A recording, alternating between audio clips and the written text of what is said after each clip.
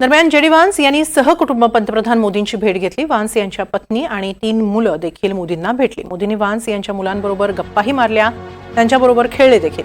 Vance कुटुंबानं पंतप्रधान निवासाचा फेरफटका मारला। पंतप्रधान निवासातली ही काही दृश्य।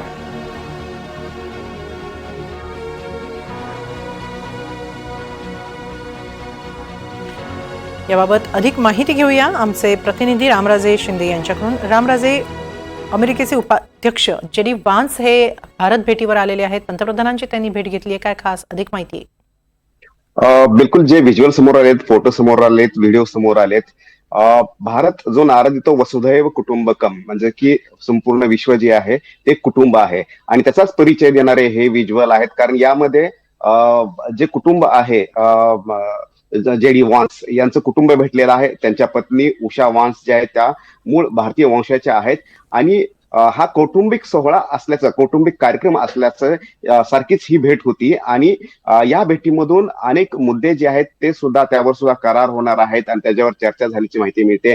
त्यामध्ये सामरिक विभाग आहे, त्याच्यामध्ये आंतरराष्ट्रीय व्यापार कसा वाढवायचा आहे ते त्या संदर्भामध्ये चर्चा आहे। त्याचबरोबर अमेरिकेसोबत आणखीन महत्वाच्या व्यापाराच्या संदर्भामध्ये सुद्धा चर्चा या बैठकीमध्ये झालेल्या आहेत। त्यामुळे ही बैठक अतिशय महत्वाची मानावी लागेल, कारण जेव्हा जेव्हा असे महत्वाचे व्यक्ती, परराष्ट्र मंत्री, त्याचबरोबर मंत्री येतात तेव्हा तेव्हा त्याच्यानंतर महिनाभरानंतर अनेक महत्वाच्या घडामोडी घडताना आपल्याला दिसत आहेत। त्यामुळे या भेटीचे परिणाम सुद्धा येत्या काही कालावधीमध्ये आपल्याला दिसून येतील। एस जयशंकर जे की आपले परराष्ट्र मंत्री आहेत ते सुद्धा या बैठकीला उपस्थित होते। त्यामुळं भारत आणि अमेरिका हे दोघं जण हातामध्ये हात घालून देशाच्या आणि विश्वाच्या विकासासाठी पुढे कशा पद्धतीने जात आहेत आणि त्याचबरोबर आपल्या देशातली ऊर्जा आहे, एनर्जीच्या सेक्टरमध्ये अमेरिका उत्सुक आहे, तर त्याचबरोबर वेपनच्या संदर्भामध्ये सुद्धा अमेरिका जो आहे तो उत्सुक आहे।